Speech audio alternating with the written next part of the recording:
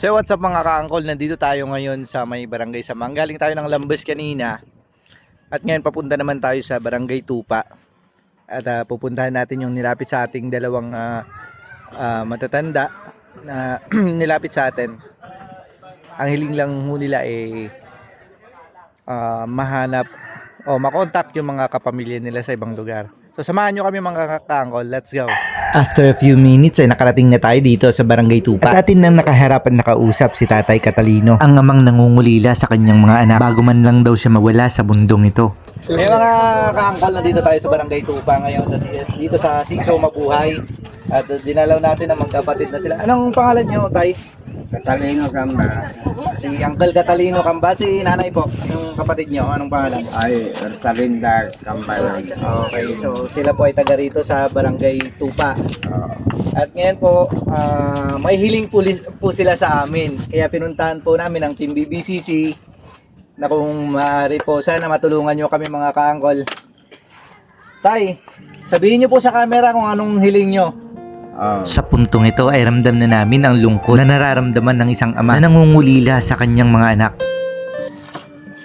Mga anak, kung pwede lang punta na kayo dito sa amin sa Barangay Tupa at matagal na kayong hinahanap. Mahigit ng 30 taon na tayong hindi nagkikita. Halos 4 na dekada ang tiniis ng isang ama na hindi makita ang mga anak.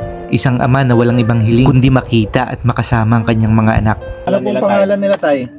Richard Camba, Catherine Camba, Agnes Camba. Agnes Camba. Ayun. So, yung 3 pong mga anak nyo na yun. So, sa mga nakakakilala po sa kanila o may mga kontak po sa kanila, sana po matulungan nyo kami at may paabot natin to sa kanila na hinahanap po kayo ng inyong ama. Everyone deserves a second chance. Everyone deserves a happiness in life. Ang hiling lang ni Tatay ay makita at makasama pa ang kanyang mga anak habang siya ay nabubuhay pa dito sa mundong ibabaw. Walang magulang ang kayang tiisin ng mga anak. Mahalin natin at respetuhin ang ating mga magulang gaya ng pagmamahal at respeto na ibinigay nila noong tayo'y bata pa. Ayan, shoutout po sa mga taga dyan sa malapit sa Kasiguran at saka sa Apari. Yan po yung alam ni Tatay kung saan sila napag-iwanan. Ayun.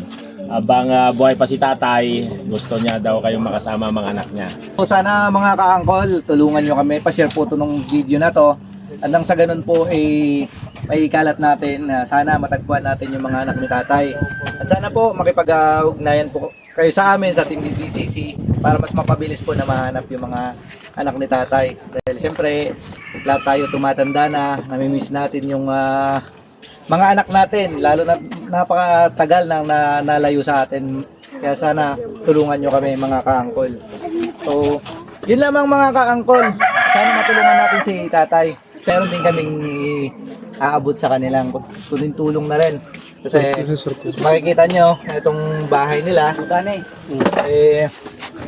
talagang paghahanap bagyo ay mahirap na. 2 silang nakatira dito sa bahay nila. So, yan. Kahit man lang pa paano, from Team BBCC po, sabi niyo po itong Salamat. kakain na siyempre. Eto, kunan niyo na rin po ito. Tay, pambili niyo ng kape. May bisyo ba kayo? Ay, wala. O, hindi ka nag-iinom? Ay, kung may birthday. Aray ko! Magmatanda, no? Ano? Pag ano mo na lang ang bibigyan namin, pagdamutan nyo na lang po yan. At yan lang po sa ngayon ang may bibigyan namin. Pero pag meron po nagpaabot ng tulong, ihatid po namin sa inyo. May labis, walang kulang. Kaya, Salamat. Tay, asahan nyo po sana na ano yun ng Diyos na matagpuan natin yung mga anak nyo.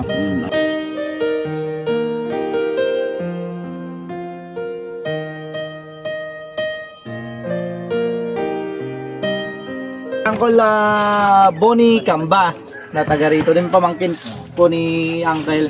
Siya po ang naglapit sa atin. So God bless po. Salamat po sa tulong kasi ito, naawa talaga siya.